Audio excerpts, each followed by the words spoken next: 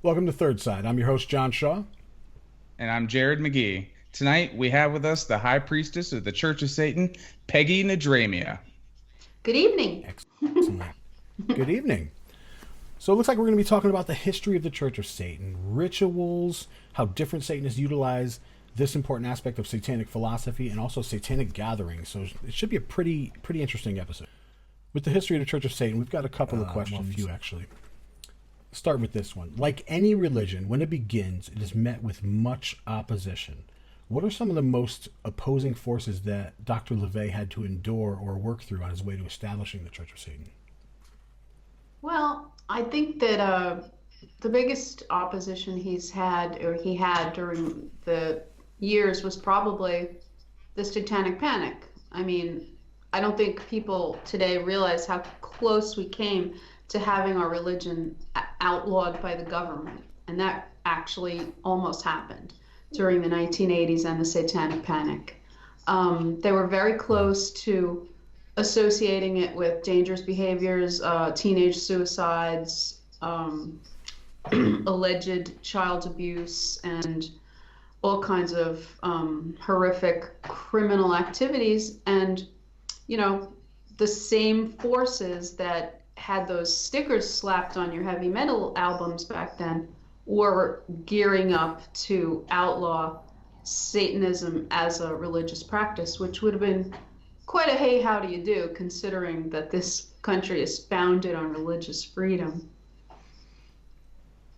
Yeah. So absolutely. I would have to say that was the biggest, that's the biggest blip on our radar in the 50 years we've been around. Mm-hmm. Considering how new the religion was in the times back then, what kind of safety measures were required to be taken before any type of event or lecture? I have to say that they took no safety measures. I'm amazed at how. But I mean, that can really be attributed to a very kind of youthful exuberance and a kind of confidence. They were in San Francisco, which is the home of everything weird and new and wonderful and hippie and hey man and hey whatever brother, I love you, you go your way, I'll go mine, do your own thing. And so they really didn't take nearly as many precautions as I would have taken, as I would take now. Just think about it. I mean, they let basically anyone walk through the door for these lectures that they would do twice a week. They were doing, Doc was doing his lectures about various arcane subjects twice a week in his own home with his children sleeping upstairs. And, they had a full staff. I mean, they had a lot of friends and helpers who were around and keeping an eye on everyone. But it's not the same as a real security force. Eventually, they got more people involved in the organization who were, police officers and various kinds of, they had the skills to be real security. But, in the beginning, it was just like, hey, your enthusiasm for the subject is the price of admission. Just come right in, and it's kind of amazing to look back at that time now, especially in light of things like terrorism and abortion clinics being bombed and all kinds of nonsense. Yeah.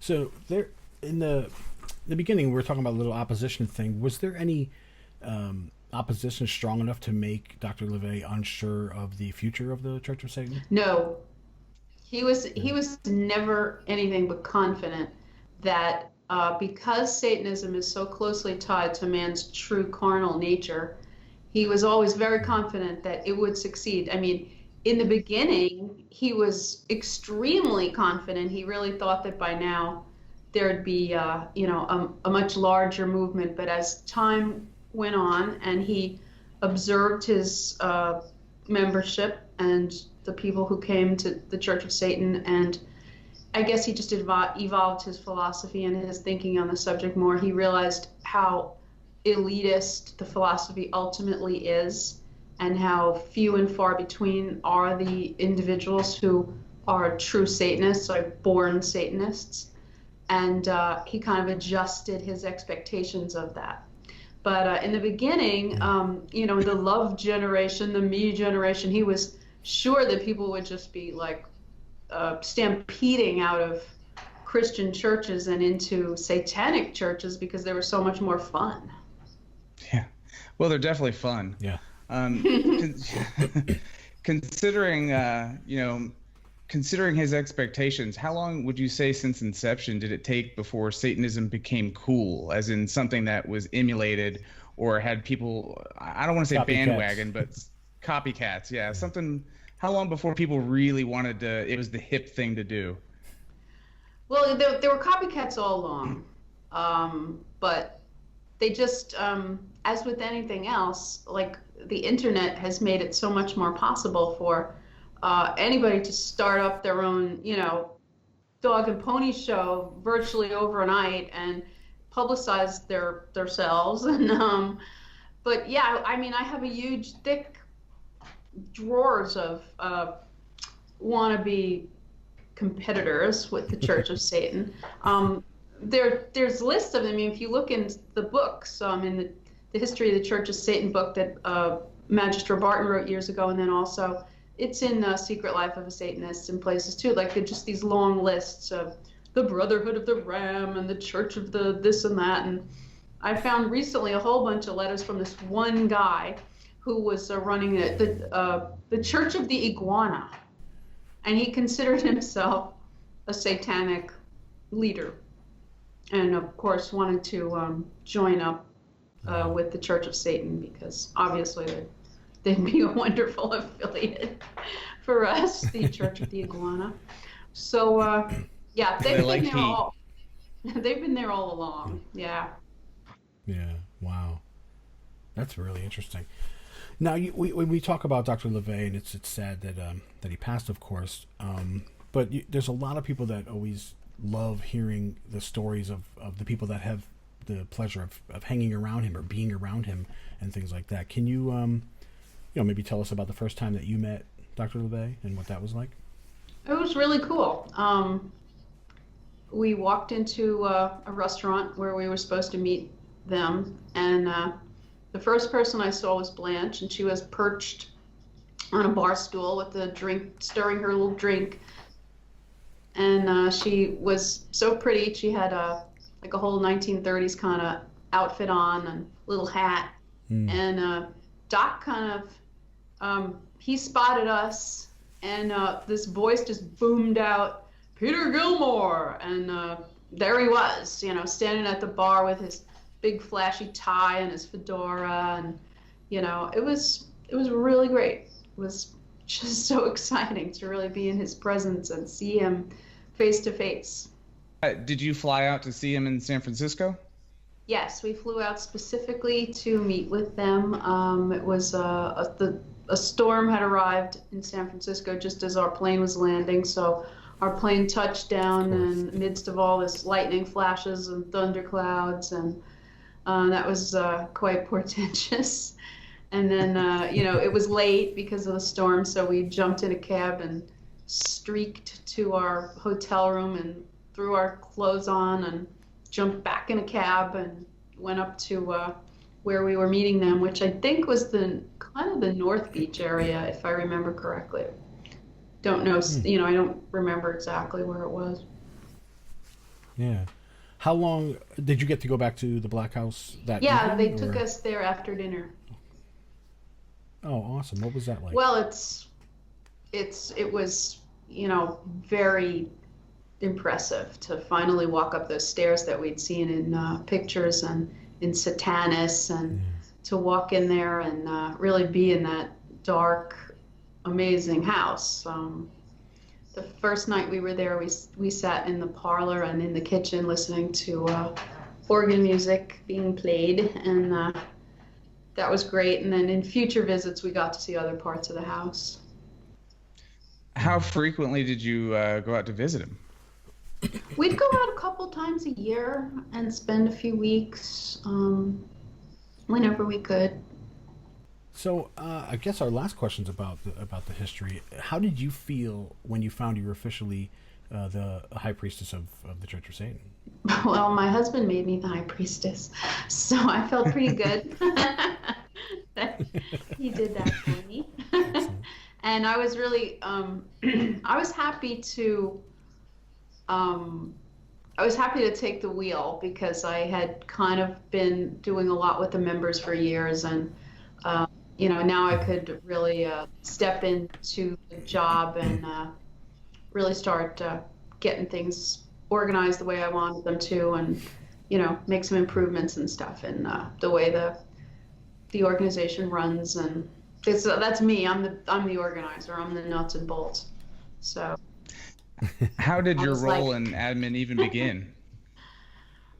It was kind of we were on the internet in early days, and we were getting so many questions. People were already starting to switch over their communication level from letters and phone calls to the internet, and that's why people wanted their questions answered. That's where they were coming, and we were the ones on there, and we started fielding questions. And also we were on the forums at an early time when there was a lot of misinformation out there, thanks to some of these would-be competitors. They were trying to say the Church of Satan didn't exist anymore. Dr. LaVey had retired.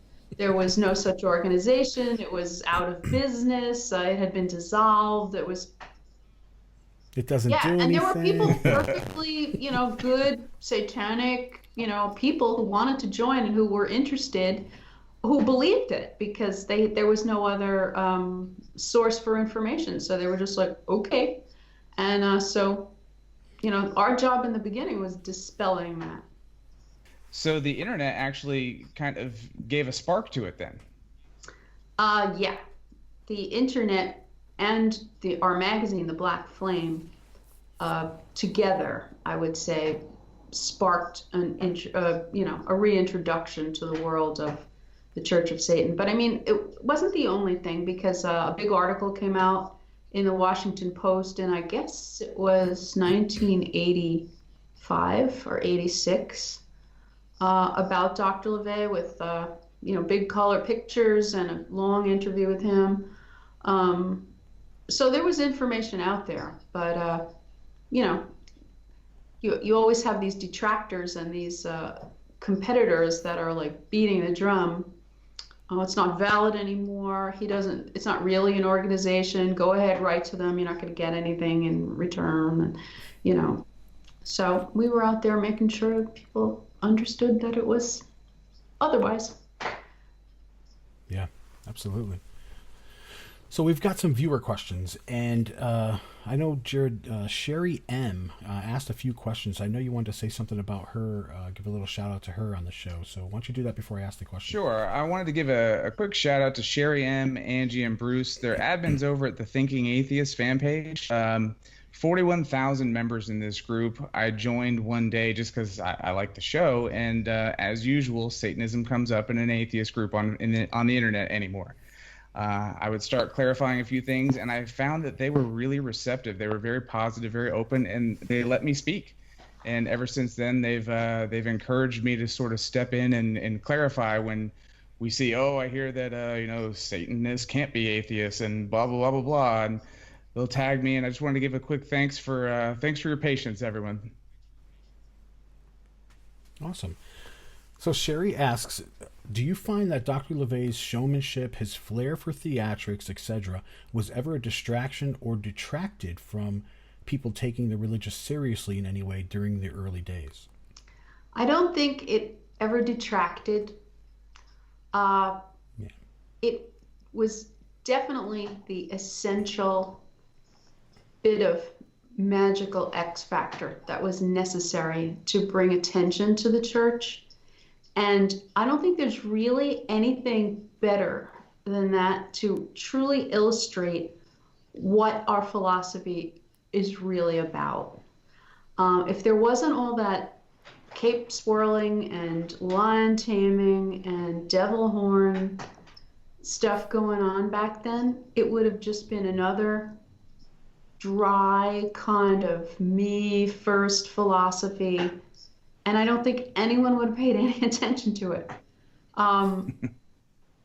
Real Satanists, born Satanists, know what that magical X factor is, and that's the thing they respond to. I've had plenty of conversations with all different kinds of Satanists over decades, and if you were to tell them you're going to take the Satan out of the Church of Satan, they'd be gone in a heartbeat, because that's the thing they really respond to, because nothing puts you in that position of opposition to the self-effacing, self-sacrificing religions that we all know, the great organized religions of the earth. Nothing puts you in opposition to it the way Satan does. And just being an atheist doesn't really put you in opposition to it the way being a Satanist does. We are against all that. We are for ourselves. They're over here and we're over there, and that's why we're Satanists. Excellent, excellent. If you could dispel only one misconception about Satanism tonight, what would it be? My answer to that, and I've been asked that a bunch of times, and my answer to that, I don't know, a lot of people have other answers. This is mine.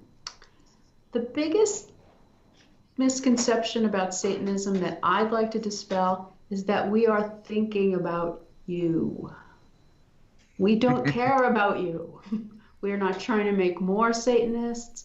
We're not sitting around figuring out how to blow up your churches or turn your kids into Satanists or make you stop praying. We don't care what you do. Go pray. Go have church. Go do whatever you do. Have your communion wafers. Do all your things. Refrain from having abortions. Refrain from using birth control. Do anything you want. Just leave us alone. We have no interest in you. We're just living our own lives, and we really wish you'd do the same. That was awesome. I love that. Her final question, that was great. Her final question is, do you see a time in America where an acknowledged atheist or Satanist can be elected president?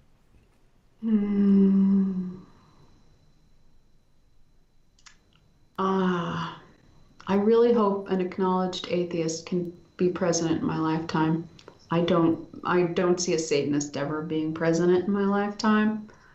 It makes me sad that even the most obviously atheistic of our leaders still have to pretend that they believe in God. You know they're pretending. I mean, I really think our last president, President Obama, I think he was probably a rational atheist underneath all that. I really do. Because he was just, he's a nerd like one of us. But he had to kind of toe the line because they have no hope of getting elected if they don't. So who can ever tell? I mean, have we had atheist presidents? You know we have. Will they ever say it? Probably not. Nope. Because, I mean, what reason do they have to cut off their own noses to spite their faces? They really, it's not a cause that anyone, so that's the thing about atheism. It's not a cause that anyone needs to sacrifice themselves for, like Christianity is, or Islam, or anything else. So. Yeah. Lorcan asks, where do you see the Church of Satan 20 years from now? I see it, I'm hoping that I'll have my archive project done by then. And you'll see, the rest of you will see more of what I'm seeing all the time, which is super cool, fun stuff. And you'll have a better idea of where we've come from. And, that'll give you an even better idea of where we could go next. But I think the organization will just continue to have probably more adherents. That trend has not changed. The membership grows all the time. More adherence means more interesting people doing more different things. Their creative projects will there'll be more and more of them, advertised through the Church of Satan. And you'll see all the amazing stuff they do, and perhaps a lot more interesting collaborations between our members, which is the thing I enjoy the most. Yeah, I just think we're going to keep on keeping on. We don't have any agenda in terms of world domination or anything. We're really just here. We're here for ourselves, for us. We're looking for a few outstanding individuals, and that's not going to change.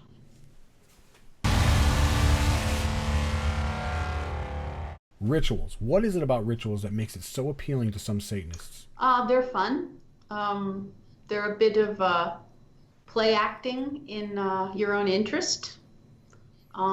They're very purgative. They're cathartic. You can go into the ritual chamber and get out all your negative feelings. Who wouldn't want to do that? That's great.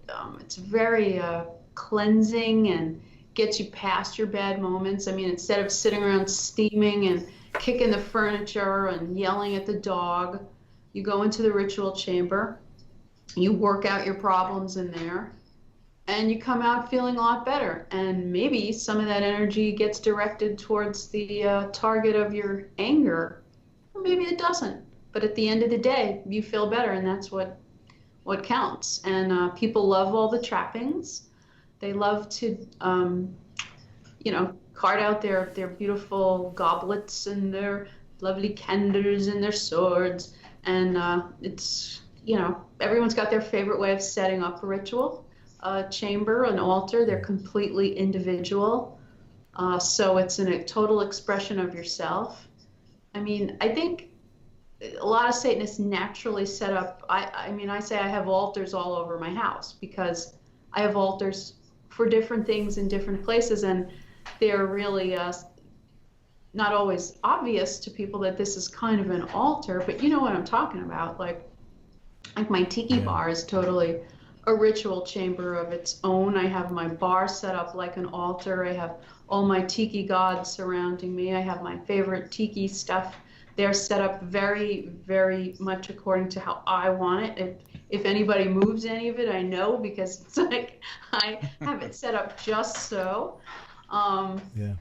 So, and that's only just one of them. Then I have my favorite toys and my favorite tools, and things are set up very ritualistically. And I think it's just kind of natural behavior for a lot of Satanists to set their belongings up that way. And so when you give them a chance to go in and set up a satanic ritual to Satan, they're just all over it. They love it.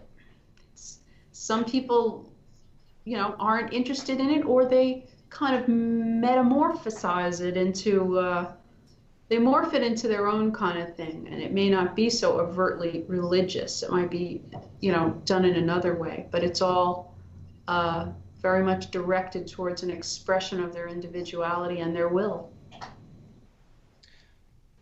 Great. I love that. Likewise, what is it about ritual that you think repels so many atheists that are looking into Satanism? Because it's for the same reasons that some Satanists really like it, some Satanists don't like it at all.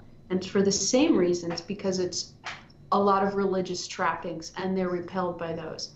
And they may not have had a good experience with religion growing up. They may find ritualistic religious behavior, chanting, reciting. They see that as just very emblematic of superstitious religious nonsense. So to them, you're just swapping Satan for God, and they don't like that. And I can understand that. I recommend that they try it anyway, because our language in our rituals is much more freeing and less, it's not as stultifying and, what is the word, just humbling. It's not about, it's right. It's celebratory. It's very cathartic. yeah, cathartic, freeing, liberating. Is the word I was looking for. So I recommend that they all try it, but some people are just not comfortable with it. So they work out their own way of doing satanic workings and concentrating their will. And like I've said many times before, that could be sitting at the keyboard of their piano, or playing their guitar, or skiing down a mountain and concentrating their will. It's all what's comfortable for you. I know I do a lot of kind of meditational focusing of my will, and visualizing the is to be. I do a lot of that when I'm walking. I like to do walking rituals, and I find walking a very good way of, it kind of frees up part of your mind while occupying those parts of your body, and the parts of your mind that have to, like, keep you balanced on your 2 feet walking forward. It just leaves another part of your mind totally free to concentrate, and that's why I like that a lot. So that's interesting. So that was going to be my next question. How important is your frame of mind during a ritual? Your focus, it's time to hate during hating time. It's time to lust during lusting time.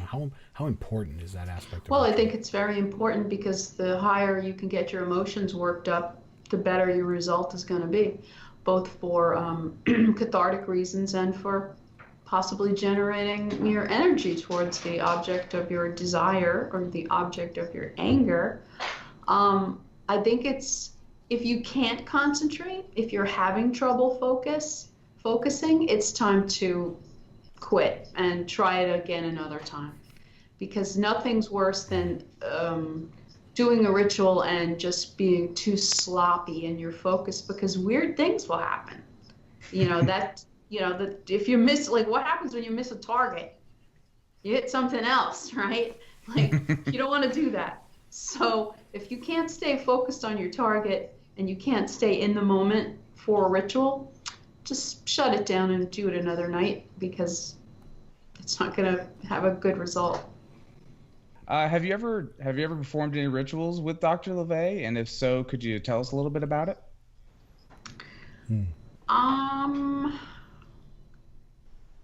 I don't think we performed rituals per se, the kind of open the book, light the candles.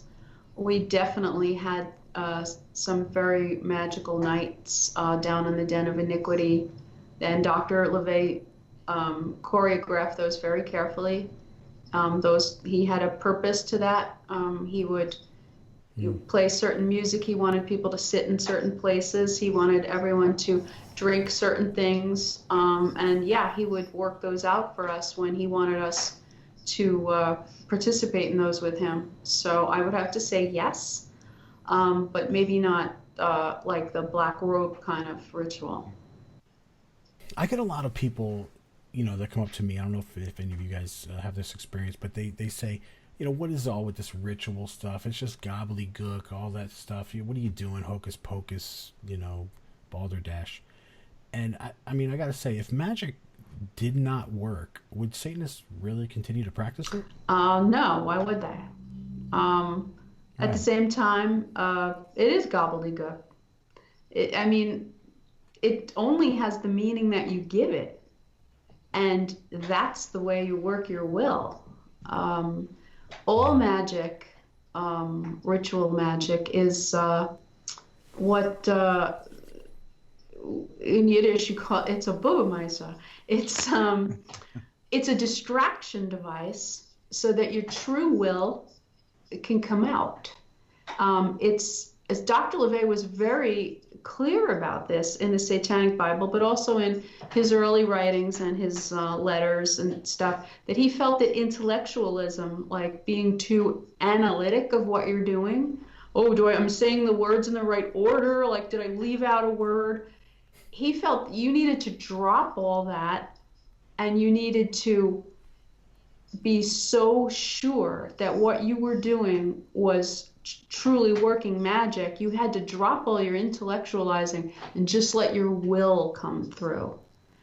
And he provided liturgy for you to do that, but he also deeply believed you should also add your own stuff to it, whatever worked best for you. Right. So is it gobbledygook? It's gobbledygook unless you put your own will to it and you drop your your pretensions otherwise. And if you get too, if you think about it too much, it's not going to work. You have to feel it, and then it's not gobbledygook at all. Right. Having the foresight to kind of get out of your head for a second and just experience it rather than analyze it. Absolutely. Then he felt very strongly about that, and it's right there in the Satanic Bible. That this is not a place for intellectuals. This is a place for people who are ready to step in the ritual chamber. When you step across that threshold, you've dropped your pattern of disbelief, and now you are a believer in that moment. All right, so we have some viewer questions about rituals. Raul A. asks, can you share with us a successful ritual working and the outcome? You're like, no. Let me think.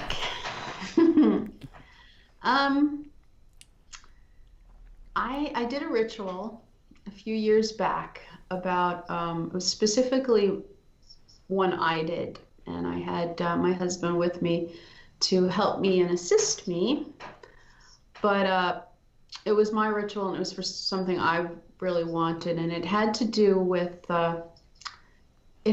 some people who were trying to take something away from me. That was mine, and was meant to be mine, and was it was under some duress that this was happening, and I planned it out, and I did a whole diorama of the people involved and their faces, and then I went to the Halloween store, and I got myself a couple of nice, realistic-looking Halloween fake rubber hands, and I put those hands down as if they were the grasping hands of these people that were trying to take this thing away from me that was mine.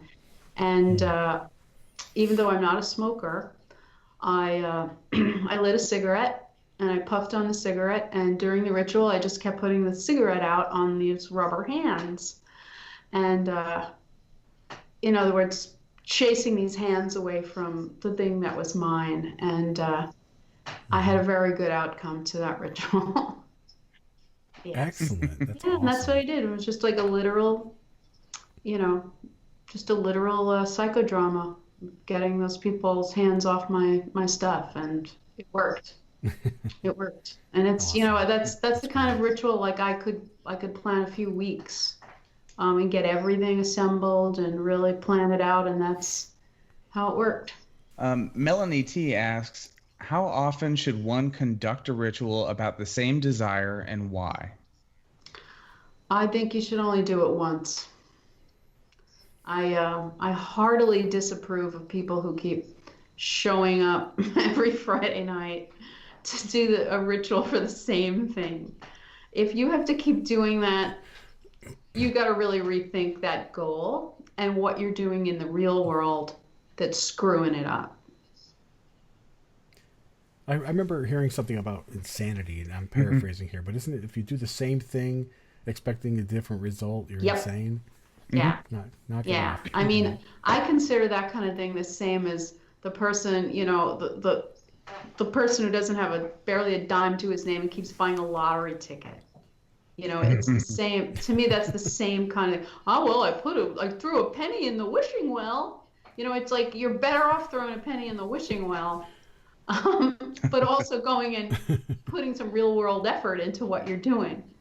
I really take a very dim view of people who can't do anything except rituals. No, you gotta go take a course. Learn to get a job. Tone up a little and start using some makeup. Comb your hair. Stop doing rituals to get the same non-result. it really aggravates Yeah. me. Well, it's the balance. A moment ago we were talking about the Satanists who don't want to use any ritual, and now we're talking about the ones who only use ritual. Which side of the Exactly. coin is better? Exactly. Yeah. The side of it, Yeah. the third side of it. The third side of the coin, the one that Right. makes it stand on the edge. The side of the coin Absolutely. that's the right side is the side of the person who has an effective life and is happy with the results that they have, whether they do rituals or don't. Yes. Mm. All right, we have one last final ritual question. John C. asks, what is the most important aspect of ritual? I think we answered that. Yeah, the most important aspect of ritual is the conviction that you have when you step into the chamber, that what you are going to do is going to affect change. That's the most important aspect of a ritual.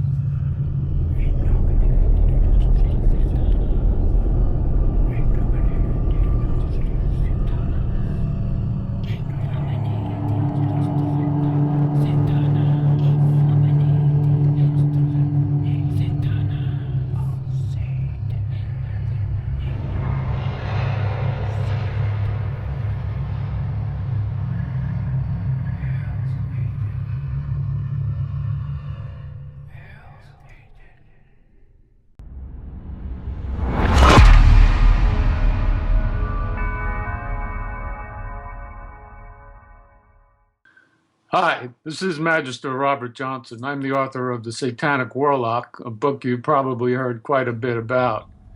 We've had unprecedented success with this book, and warlocks throughout the world are clamoring for more and more information.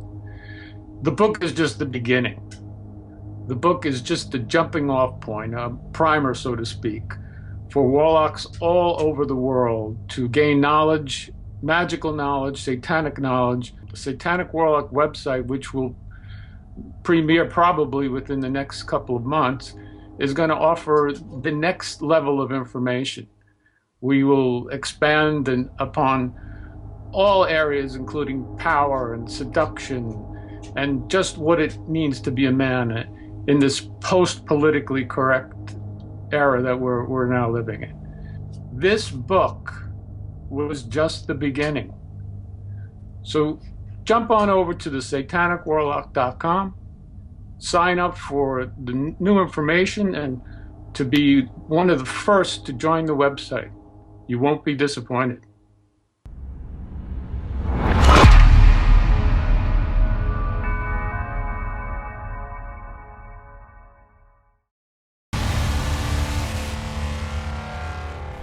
So let's kick it over to Satanic Gatherings. And what is a Satanic Gathering? Let's start there. Well, I guess it's a gathering of Satanists. Awesome. Next question. Moving right along. I knew it was going to happen like that. A gathering I of knew it. Satanists, aside from having a ritual of people getting together and having a ritual, which we just talked about, I guess it's just Satanists getting together to do, fun stuff. Maybe go on a field trip. We did that once.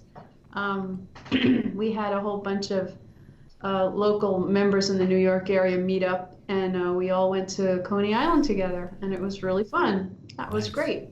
That was a real fun day. Stuff like that. Satanists could also get together for a creative project. When we did 666, that was a week of work, of daily rehearsals, like 10 hours a day of rehearsals. And that was a big creative project, and it was all Satanists. So that was a gathering, and then we were able to share it with, 100 other Satanists. So that was pretty awesome. A birthday party, ride on a boat. I don't know. How have Satanic Gatherings changed over the years, and what aspects have stayed the same? How have they changed? I think we're speaking about more like official Church of Satan gatherings, like conclaves and things like that. I think that might that question would probably apply to something like that a little more.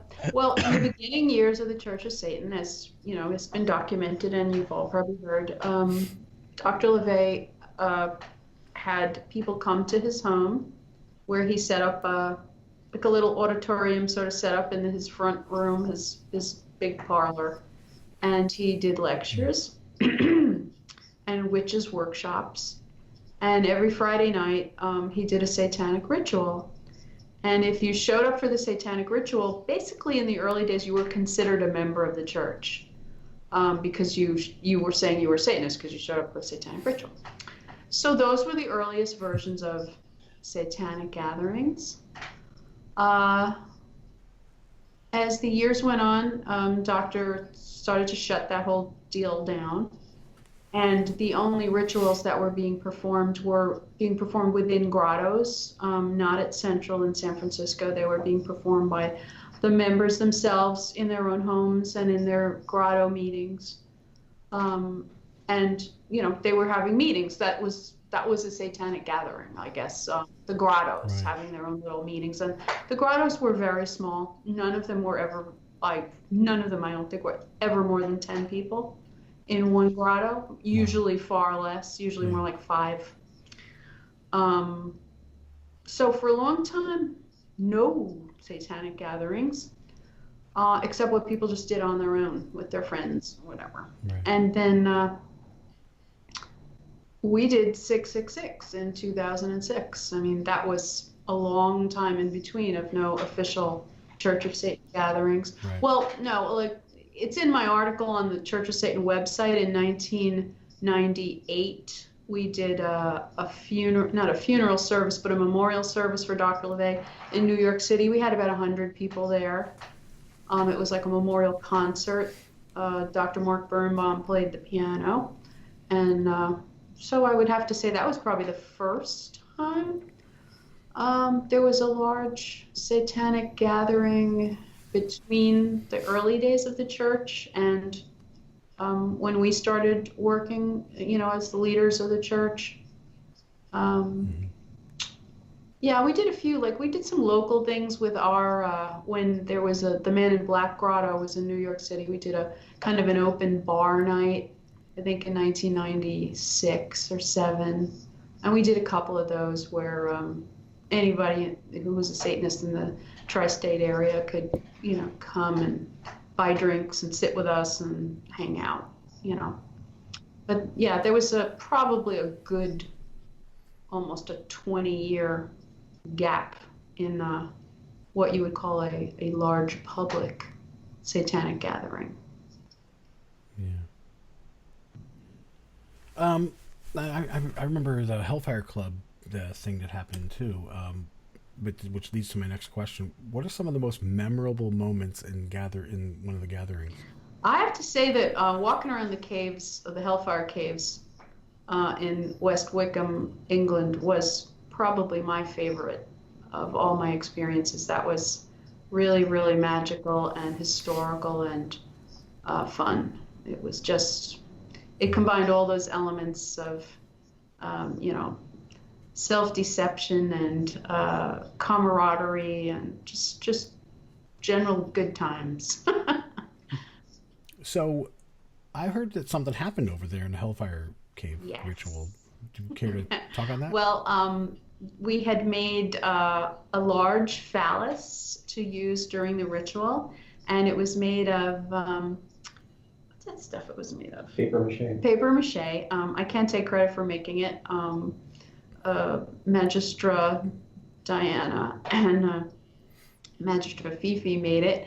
I just sat around and mixed Mai Tais while they were making it.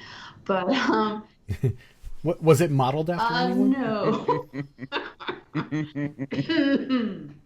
Luckily, we made a backup one too, because when the moment came for the phallus to kind of be flung around during the ritual and kind of spray everybody with the unholy water, it broke in half and flew through the air. So luckily we had a backup. Did it hit anyone? I think it did, but it was made of paper mache, so it wasn't. I don't think it was like a painful experience. Just a little shocking. Some of those moments, though, are really give weight to the best experiences, like at the 50th when the bell broke. The bell. I still get chills to this day when I think of everyone saying "ding," and just the way that they all did it perfectly in harmony. It was amazing. Yes. Yeah, and it was chilling. It was such a great moment because everyone was so united in that moment. You could just feel everyone with Magister Merciless, and you could kind of feel like his panic, but then the rush of support that came for him when we realized the bell wasn't going to ring. Yeah, you could see he just was calm. Credit to him for rolling with it too. Yeah, and that little bell gave its all at that moment. I think that's what was really great about it. It gave its all. He hit it, and it cracked, but we were all there for him. So it was really great. It's funny too because it's like it had a number of hits before it was going to break. Because I remember when we were setting up the tables and he was rehearsing, he hit the bell a few times. Oh yeah. And who knew he had 3 more to go before it was done? Yeah. Yeah, it's amazing. Well, that's all we've got for those topics. But before you go, there's some things that we have to know what your take is on it, and we just call that the little wacky question time. So, Jared, what's the first question? Who is your favorite superhero and supervillain, and why? My favorite superhero is Deadpool because I love his use of language. And my favorite supervillain is, of course, Dr. Moriarty, because I am a dyed-in-the-wool Sherlock Holmes fan. Nice. Awesome. Would you rather be in a room with pseudos during a 4-hour-long insurance seminar or have your eyelids cut off? I guess I could be with the pseudos. There might be coffee. Well, you gotta get the bright side. You gotta look at the positives. Yeah, there might be coffee. But it wouldn't be fresh. Yeah, it's probably instant. Instant coffee and boring conversation still beat eyelids. Well, I just go on my phone.